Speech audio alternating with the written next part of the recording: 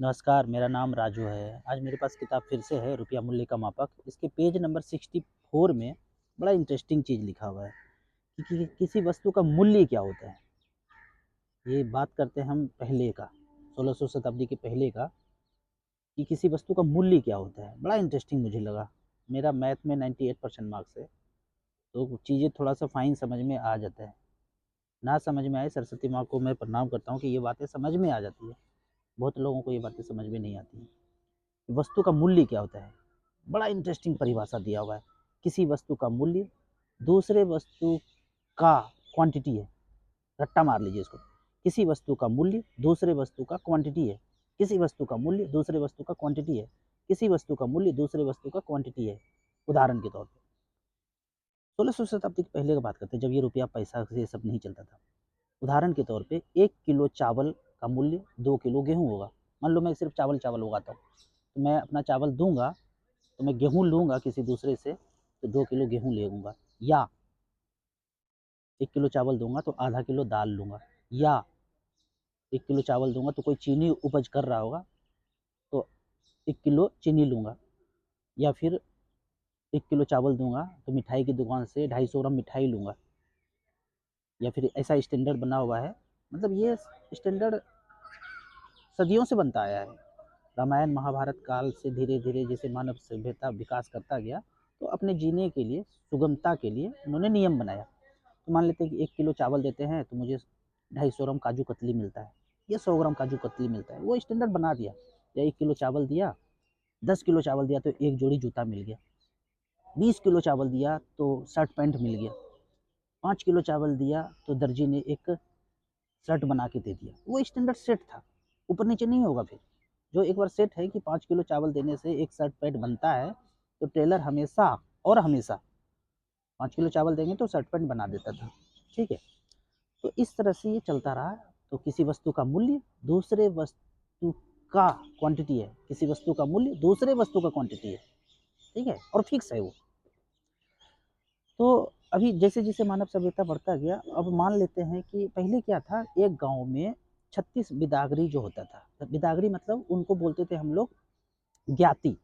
वो अपने काम के लिए ज्ञानी हैं, एक्सपर्ट हैं, ज्ञाति बोलते थे। धीरे-धीरे ये शब्द चेंज होके ज्ञाति को हम लोग जाति बोलने लगे। जाति मतलब उस काम के लिए, उस प्रोफ़ेशन के लिए वो परफ़ेक्ट है। जैसे मिठाई हलवाई है, तो वो एक्सपर्ट हैं। वो गाँव में एक मिठाई दुकान है, सब लोग उसी से जाके लेते हैं। उनका बच्चा जब होता है, वो जब मतलब बूढ़े हो गए हलवाई, और उनका बच्चा भी वही प्रोफ़ेशन को ऑप्ट कर लेते थे। दर्जी है, तो उनका बच्चा भी वो टेलरिंग का ही काम कर रहे हैं। कोई जूता का काम कर रहे हैं, चप्पल का काम कर रहे हैं सीने का, तो उनके बच्चे भी वही कर रहे हैं। मतलब वो 36 तरह का बिदागरी था, मतलब ज्ञाति था, जिसको जाति बोल देते हैं आज लोग।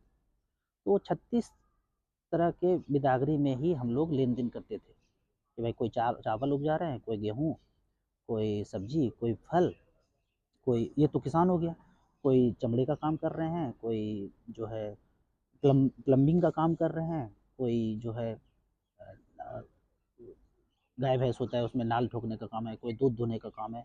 हर तरह का समाज में जो काम है 36 बिदागरी में ही आपस में लेन-देन करते थे, कि उस गाँव का पैसा 1 रुपया भी बाहर नहीं जाता था। तो समृद्धि हो गया सारा।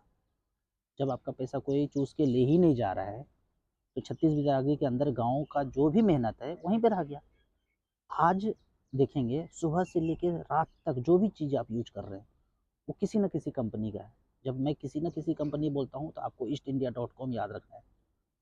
कोई भी कंपनी आप ले लीजिए ऊपर से नीचे तक, उसका ऊपर जो हेड होगा, जो होल्डिंग होगा, शेयर पैटर्न होगा, जो मालिकाना हक होगा, ज़्यादातर मतलब परसेंटेज वाइज़, वो ईस्ट इंडिया डॉट कॉम होगा ऊपर में। सुबह से लेके शाम तक, टेस्ट से लेके रात तक, मॉर्टिन आप जलाने के लिए, अगर आप मच्छर भगाने के लिए लगाते हैं, तो भी वो सारे किसी न किसी कंपनी का है। ठीक है? लगने के लिए, देखने के लिए लगेगा कि भारत का कंपनी है, लेकिन उसमें हिस्सेदारी अंदर घुस के तहक़ीक़ात करेंगे सीआईडी की तरह, तो पता चलेगा east India dot com, black rock यहाँ पे विद्यमान है।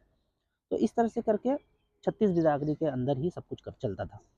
लेकिन अब एक हमारे जैसा, आपके जैसा भाई इंटेलिजेंट बंदा आया कि भाई भाई हमको चावल के बदले में तो हमको कोई और चीज़ लेना है, और वो चीज़ इस गाँव में तो मिलता ही नहीं है, ये दूसरी जगह पे मिलता है, दूसरे शहर में मिलता है। या दूसरे देश में मिलता है, तो अब क्या करेंगे? वो तो चावल आपका लेगा नहीं, उसको चावल का ज़रूरत नहीं है, वो चावल बोलते हैं हमें चावल नहीं चाहिए।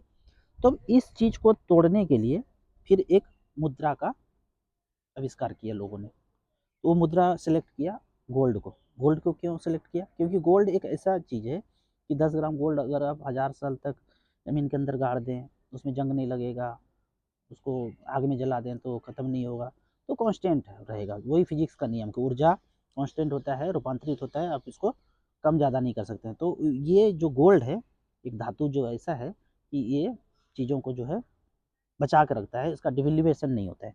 तो उन्होंने एक फिर से एक स्टैंडर्ड, एक तो स्टैंडर्ड सेट ही था, किसी वस्तु का मूल्य दूसरी वस्तु का क्वांटिटी है, तो इन्होंने एक पैमाना बना दिया कि हर चीज़ को गोल्ड से मेजर करेंगे। तो उन्होंने लाया 10 रुपये इक्वल टू 1 तोला सोना, स्टैंडर्ड बनाया। 1600 शताब्दी पहले, जब तक अंग्रेजन नहीं आए थे, ईस्ट इंडिया डॉट कॉम नहीं आए थे, 10 रुपया इक्वल टू 1 तोला सोना। 1 तोला सोना मतलब 11.6 ग्राम, इसको कोई कम ज़्यादा नहीं कर सकता है, बढ़ा घटा नहीं सकता है, स्टैंडर्ड बना दिया। अब वो दूसरी जगह पे जा रहे हैं तो गोल्ड लेके जाएंगे और वो परचेज करेंगे। तो अब 1 किलो चावल में 2 किलो दाल आता था, तो उस ज़माने में मान लेते हैं कि आप 1 तोला सोना देते थे तो आपको जो है एक बैलगाड़ी जो है चावल मिल जाता था। तो वो मानक था कि जब भी 1 तोला सोना देंगे तो एक बैलगाड़ी आपको पूरा गाड़ी भर करके या 100 बोरा आपको चावल मिल जाएगा, या 1 तोला सोना देंगे तो 50 बोरी जो है आपको ये मिल जाए, दाल मिल जाएगा। इस तरह से फिक्स था। लेकिन फिर जब चालबाजी हुआ, जब अंग्रेजन आया तो बोला सोना जो है ना आप रख दीजिए हमारे पास और ये कागज़ ले लीजिए, 10 रुपये का नोट ले लीजिए। बात बराबर ही है, आपका सोना चोरी हो जाता है, डकैती हो जाता है, कोई लेके भाग जाता है, तो सोना हमको दे दीजिए और मैं आपको 10 रुपये का कागज़ दे देता हूँ, उसमें लिख देता हूँ मैं धारक को 10 रुपये अदा करने की बचत देता हूँ। आप जब भी बोलो किसी भी ऑफिस में जैसे ही कागज़ दोगे आपको वो सोना हम दे देंगे जो हमारे पास रखे हैं। तो 1600 शताब्दी 1700 शताब्दी से शुरू किया, 1800 1900 200 साल तक लोगों को एकदम घेरे में ले लिया कि भाई ये तो बड़ा अच्छा सुविधा है, जब भी कागज़ देते हैं तो सोना वापस मिल ही जाता है। तो जब भी सोना देते थे, वो कागज़ देते थे, जैसे 100 रुपया का नोट दिया, मैं धारक को 100 रुपया अदा करने का वचन देता हूँ, तो 10 तोला सोना वापस कर देते थे। और अंग्रेजन ने नियम भी बनाया कि 10 रुपये का कागज़ दूंगा तो 1 तोला सोना ही देना है, 11.6 ग्राम। 1832 का 1932 का एक्ट बनाया, ठीक है, कि 10 रुपया कागज़ दूंगा मैं इशू करके तो 1 तोला सोना ही मुझे देना, कम ज़्यादा नहीं करना, अगर कम ज़्यादा करोगे तो उम्र कैद का सजा है। तो वो कानून का कॉपी हमारे पास इसमें लिखा हुआ है, ठीक है।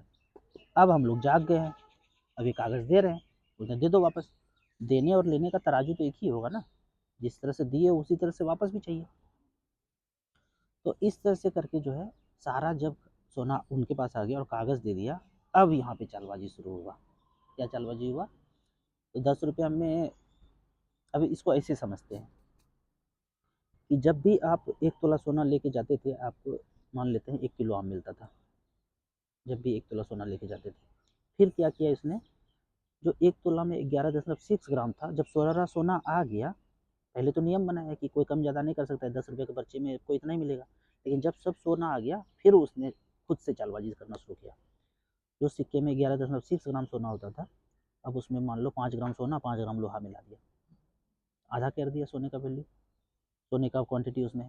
अब जब ये वाला सिक्का लेके गए, डिवेल्यूएट कुटकरण कर वाला जिसको डिवेल्यूएट कर दिया, ये वाला सिक्का लेके गए तो आपको आम वाला बोलता है 2 सिक्का लूँगा। पहले एक सिक्का में 1 किलो आम मिलता था, अब 2 सिक्का में आम वाला बोला भाई 2 सिक्का लूँगा, इसमें माल तो 5 ग्राम ही है।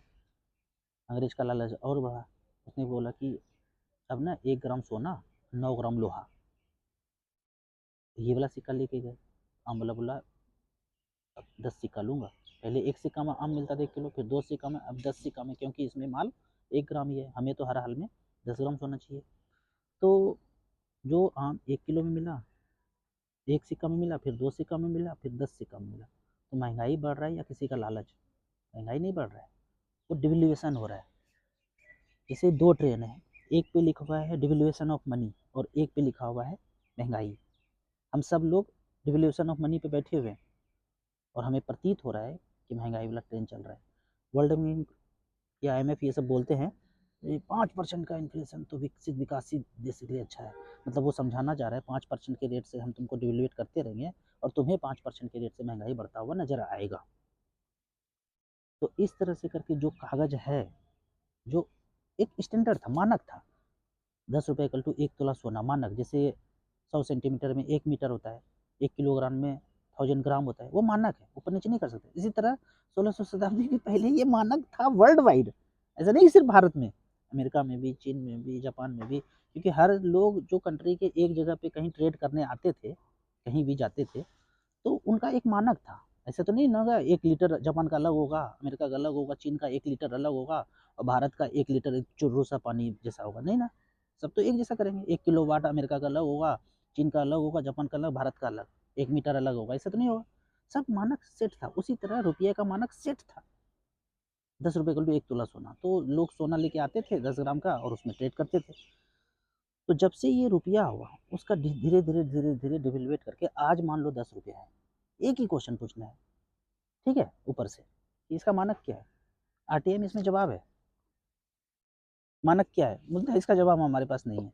अरे! नहीं है मतलब? गुंडागर्दी है इसका मतलब। किताब में हर जगह तो मेंशन है कि रुपये का मानक ये है, तुम बोलते हो कि मानक नहीं है। तो हर बार डिवैल्यूएट अगर आप मानक आज सेट कर दिए, तो डिवैल्यूएट कैसे कर पाओगे? डिवैल्यूएट भी तो करना है धीरे-धीरे करके, काटना भी तो है आपको। तो ये ईस्ट इंडिया सब कब खेल रहा है ऊपर से, आपको काटते जाना है, गर्दन तक पकड़ लेना है, टोटल कंट्रोल। तो कैसे होगा? आप समझिए कि अगर मानक सेट कर दिया तो मान लेते हैं कि आज ना जितना सोना ले गए, कोई बात नहीं, कोई दिक्कत नहीं। आज बोल दो कि 10 रुपया इक्वल टू 10 ग्राम लोहा, मानक सेट कर दो। तो 10 साल के बाद भी 10 रुपये में 10 ग्राम लोहा, 20 साल के बाद भी 10 रुपये में 10 ग्राम लोहा, 100 साल के बाद भी 10 रुपये में 10 ग्राम लोहा, सेट कर दिया मानक। जैसे 1 मीटर में 100 सेंटीमीटर होता है। तो फिर महंगाई कहाँ गया? जब हर काल में 10 रुपये में 10 ग्राम लोहा मिल रहा है, तो फिर महंगाई खत्म हो गया। तो मानक इसलिए सेट नहीं कर रहे हैं। जो सेट था 1600 शताब्दी पहले, अंग्रेजों ने लूटना शुरू किया और आज 30 जनवरी तक 30 जनवरी तक का बात कर रहा हूँ मैं, वो ईस्ट इंडिया डॉट कॉम जिस 150 देश में राज कर रहे थे, आज भी वही राज कर रहे हैं, क्योंकि वो डिवेल्यूएट करता जा रहा है। महंगाई का मतलब ही है कि ईस्ट इंडिया राज कर रहा है। इन्फ्लेशन का मतलब है कि वो राज कर रहा है। ब्याज का मतलब है कि वो राज कर रहा है। ठीक है? तो अब थोड़ा सा आगे बढ़ते हैं, यहाँ तक कुछ कुछ समझ में आ गया होगा। तो उसका लालच इतना बढ़ता चला गया कि डिवेल्यूएट करता चला गया और आज भी डिवेल्यूएट कर रहे हैं। सबसे पहले कहाँ पे जो है ये कागज़ का शुरुआत किया? सबसे पहले वहाँ शुरुआत करेगा जहाँ पे वो बंदा रहता है, ईस्ट इंडिया डॉट कॉम ज़्यादा से ज़्यादा लोग। तो सबसे पहले अमेरिका को याद किया, डॉलर को छाप करके। डॉलर का कागज़ लिया और सबका सोना माँग लिया। अब बोलता है कागज़ कागज़ तुम्हारे पास है। फिर किया कनाडा को, जर्मनी को, जो आस-पास था। हमारे पास आया लास्ट में 1947 में। सीटिंग मीटिंग कर कर के बोला पूर्ण स्वराज चाहिए। सुभाष चंद्र बोस बोले भट, पूर्ण स्वराज तो कभी नहीं मिलेगा। बंद करो बकवास पूर्ण स्वराज। हटाओ ये सबको, मारो सबको। जितने देशभक्त थे पूर्ण स्वराज बोल रहे थे, उड़ाया, फांसी लगाया, सबको गर्दा मचा दिया। फिर बोला कि अब बताओ किसको किसको चाहिए पूर्ण स्वराज। तो जो सत्ता के लेने वाले थे बोला नहीं नहीं नहीं हमको नहीं चाहिए। बोला ठीक है, पूर्ण स्वराज नहीं चाहिए ना, तो कागज़ हमारा चलेगा थ्रू आरबीआई, उन्हीं का है। इसमें सब दस्तावेज है कि आरबीआई जो है अभी भी ईस्ट इंडिया डॉट कॉम का है। एकदम एक तरफा डिसीजन होता है, कोर्ट में जाएंगे तो एक तरफा डिसीजन, बस एक जज ईमानदार बैठा हो ऊपर, वही ढूंढना है, एक ईमानदार जज मिल जाए, राम भरत टाइप, बस एक तरफा डिसीजन होगा। इसमें दस्तावेज दिया हुआ है। तो मैं तो क्या बोल रहा था, मैं भूल गया कि हाँ, सारे देश को करना शुरू किया तो भारत को किया 1947 में। सबसे लास्ट में एक और छोटा सा देश बच गया, चालबाजी समझिए, नेपाल को। नेपाल में ऐसा कहानी कहानी बनाया ईस्ट इंडिया ने कि एक राजा के परिवार, अब राजा जो था तो क्या होता था, वो अपना पैसा खुद चलाते थे। भाई किसान ने अगर 100 करोड़ का या 10 करोड़ का अनाज उगाया तो कागज साइन करके के राजा दे देते थे, भाई 100 करोड़ हो गया। राजा मतलब रुपये छापने का। अभी कौन राजा है, अभी रुपया कौन छापता है? तो ईस्ट इंडिया डॉट कॉम मिलेगा। तो नेपाल में राजा वो थे, तो राजा अपना जो भी काम करते थे, जैसे मैं कुआं खोद दूँ 10, 1-1 लाख रुपये का, तो 10 लाख रुपये का साइन करके कागज़ दे देते थे। तो उनका राजा वैलिड था। किसी ने पेड़ लगा दिया नेपाल में सब जगह, 100-200 पेड़ लगा दिया, तो एक पेड़ के हिसाब से अगर 10,000 मिलता है तो 10 लाख रुपया जितना भी बनता है उसमें दे देते थे। मतलब तुम काम करोगे, ऊर्जा जनरेट करके कुछ रूपांतरित करोगे तो तुम्हें बदले में पर्ची मिलेगी। ठीक है, वो पर्ची वैलिड था। तो अभी 30-40 साल पहले, 20-30 साल पहले सुने होंगे कि भाई एक राजा के फैमिली को, राजा भी मर गया, उसका बेटा भी मर गया, उसको वो मार दिया, उसको वो मार दिया, सब एक साथ में मर गया। कहानी सुने होंगे टीवी में इंडिया रिंगटोन में। अब उसके बाद आया ईस्ट इंडिया.com का सेंट्रल बैंक, वहाँ स्थापित किया। बोला सारा सोना मुझे दे दो, कागज कागज ले लो। अब नेपाल में सबके पास कागज है, सोना चांदी सब उनके पास हो गया। ठीक है, अब सब कर्ज में है, वो कागज सबके पास है, और कागज, जमीन का कागज सब सेंट्रल बैंक के पास है। सेंट्रल बैंक मतलब ऐसे मत समझ लेने के, समझ लीजिएगा नेपाल का बैंक, भारत का बैंक, जापान का बैंक, इंग्लैंड का बैंक, चीन का बैंक, और सबका मालिक एक है ईस्ट इंडिया.com। नाम अलग अलग हो सकता है। ठीक है, तो सबसे लास्ट में नेपाल वाला हुआ कांड, वहाँ पे बैठ गया। तो अब आप बोलेंगे कि करूँ क्या? कुछ नहीं करना है दोस्त, जानना है 500 साल से वो राज कर रहा है हम पे। ठीक है, लगेगा 50 साल। अभी क्या करना है? तो अब सोचो कि कुछ ने लोन लिया। अब दो तरह का पैसा हो गया, भारत का पैसा जो 10 रुपये में 1 तोला सोना होता था, और एक इंग्लैंड का पैसा हो गया। तो ये जो पैसा हम लोग यूज कर रहे हैं, इंग्लैंड का पैसा, ईस्ट इंडिया.com का पैसा है। तो लोन लिया, कुछ बिल है, कुछ टैक्स है, जो भी है, कुछ भारत के पैसे में चाहिए, इंग्लैंड के पैसे में चाहिए, असली पैसे में चाहिए कि नकली पैसे में चाहिए? असली पैसा तो वही है जिसके बदले में सोना है। तो सोना है 5 लाख करोड़ का, छाप दिए तुम 300 लाख करोड़, तो 295 लाख करोड़ वैसा पैसा हो गया जैसा पाकिस्तान छापता है, हवा हवाई। सोना 5 लाख करोड़ का, छाप दिए 300 लाख करोड़, 295 लाख करोड़ हो गया नकली पैसा। तो नकली पैसा में चाहिए कि असली पैसा में चाहिए? जो मान लो कि मेरे पास लोन है, बिल है, कुछ टैक्स है, जो भी है, तो असली पैसा में चाहिए कि नकली पैसा में चाहिए? तो तुम्हारा 1 करोड़ नकली पैसा जो हम छापे हो, हमारे 2,000 के असली के बराबर है। कैसे कैलकुलेट करते हैं इसको? तो मान लेते हैं कि आज सोने का रेट 80,000 है, मानने के लिए बोल रहा हूँ। तो 10 रुपया इक्वल टू 1 तोला सोना। 1 तोला में मैं समझाने के दृष्टिकोण से 10 ग्राम ही सोना मानता हूँ। आज रेट है सोने का 80,000, तो 10 रुपया इक्वल टू 1 तोला सोना इक्वल टू 80,000, तो 1 रुपया इक्वल टू 8,000। यानी कि किसी ने जो भी लोन दिया है, टैक्स है, जो भी है, वो सब ईस्ट इंडिया.com का है। 1 करोड़ है तो 1 करोड़ डिवाइडेड बाई 8,000, 2,000 से कम आता है।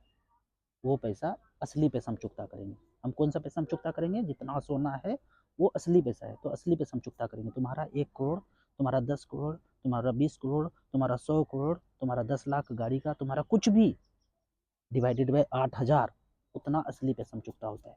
क्योंकि तुम मुझे डिवेल्यूट करते जा रहे हो, करते जा रहे हो, करते जा रहे हो। रुपये का मानक क्या है? मानक क्या है? मानक क्या है? नहीं बताऊंगा, नहीं बताऊंगा, नहीं बताऊंगा। गुंडागर्दी करता रहूंगा, करता रहूंगा, करता रहूंगा। मानक क्या है? नहीं बता दो, बता दो, बता दो। ये रुपया किसका ही चलता है बता दो। कुछ नहीं बताऊंगा, सारा आरटीआई का जवाब है इसमें, सारा आरटीआई का कॉपी इसमें लगा हुआ है। सर्टिफाइड कॉपी है, ऐसे नहीं चुन्नू मुन्नू, सब सर्टिफाइड कॉपी है यहाँ पे। सब स्टैम्प स्टैम्प करके मिला हुआ है, सब सर्टिफाइड कॉपी है यहाँ पे। ठीक है, रुपया मूल्य का मापक शोषण का साधन। ऑनलाइन लिंक में जाके कर लीजिए। बगावत नहीं करना किसी से, ज्ञान का लड़ाई है। धीरे धीरे धीरे करके मार देगा, परमाणु बम, मर जाएंगे सब, चले जाएंगे, लेकिन सच्चाई के साथ रहना है ना। मरेंगे तो मरेंगे एक दिन। ओशो जी को सुनने के साथ यही समझ में आया, डरना बंद कर दिए। मरना तो ऐसे ही मर जाएंगे, ठीक है, कभी भी मर जाएंगे। जो नहीं बोलते हैं वो नहीं मरते। वो लोग राजू बोलते हैं, लोग राजू भैया आप इतना बोलते हैं, बगावत करते हैं, मार देगा तो। अरे जो नहीं बोला वो नहीं मरा क्या? वो भी तो मर गया बेचारा। तो नहीं बोलने वाला जिंदा रहेगा, बोलने वाला मर जाएगा? ऐसा नहीं है। बोलने वाला शायद थोड़ा सेफ है, क्योंकि उसके पास लोग हैं। लोग हैं तो और ज़्यादा बवंडर हो जाएगा, और ज़्यादा लोग, उसका भंडा फोड़ हो जाएगा। तो बोलने वाला लोग बच जाएगा, नहीं बोलने वाला लोग मारा ही मारा जाएगा। ठीक है, वीडियो को ज़्यादा से ज़्यादा लोगों को शेयर कीजिए, और चर्चा कीजिए आपस में, फैमिली में चर्चा कीजिए, दोस्तों से चर्चा कीजिए, गुरु जी से चर्चा कीजिए, कोचिंग सेंटर में जाकर चर्चा कीजिए, मंदिर में जाके चर्चा कीजिए, मस्जिद में जाकर चर्चा कीजिए, गुरुद्वारा में जाकर चर्चा कीजिए। मैं तो रोज़ 4-5 लोगों को कहीं भी चाय पीने गए, चला गया, बता दिया भाई, शुरू हो गया। ठीक है, कहीं और बैठे, मैं 3 बजे रात में चाय पीने के लिए गया था, मतलब स्टेशन पे था, और ट्रेन लेट थी, तो 5 लोग मिला चाय वाली दुकान में, वहीं शुरू। फिर सुबह 5 बजे नींद टूट गया, चाय पीने गए कॉर्नर पे, नुक्कड़ पे, वहीं शुरू। बताना है, धीरे धीरे करके बताते रहना, बताते रहना, बताते रहना, हो जाएगा सब कुछ का, मुझे पूरा विश्वास है। ज़्यादा नहीं, 10-15 साल में हमारा अपना वाला पर्ची चलेगा, जो सुभाष चंद्र बोलते थे। इसमें भी दस्तावेज है, अपना पैसा, जो नेपाल में राजा वाला चलता था। भाई तुम काम करो, पैसे मिलेंगे। सफाई करना है, सफाई कर दो, पैसे मिलेंगे। कोई रोड पे गिर गया, तुमने मदद किया, जाके एम्बुलेंस में बैठा के एक दिन अपना दिहाड़ी वहाँ पे खर्च कर दिया, पैसे मिलेंगे। गंगा का सफाई कर दिया, किसी को बताने की ज़रूरत नहीं, आपने किया तो पैसे मिलेंगे। इसको बोलते हैं पूर्ण स्वराज, अपना स्वराज। लेकिन वो बोलता है भल्लाल देवी इंडिया.com, बकवास बंद करो, अपना काम, सब तुम हमारे अंदर हो गुलाम, हम जो बोलेंगे वही करना है। श्रीनगर में लिथियम का भंडार मिला है, हाईवे बनाओ, यहाँ से वहाँ तक सुरंग बनाओ, हिमालय में खोद खोद के, और हमारे तक लेके आओ, समुंदर से वहाँ तक। जो इस काम के लिए पैसे करेंगे उनको पैसे मिलेंगे। बिहार में, झारखंड में, उड़ीसा में, सब जगह जो खदान है, उस खदान को ट्रेन से, हाईवे से लेके हमारे पास आओ। इन काम के लिए जो जो काम करेंगे, ऊपर वाला इंजीनियर 10 लाख का पैकेज, 5 लाख का पैकेज, 2 लाख का पैकेज, उनके लिए काम मिलेगा।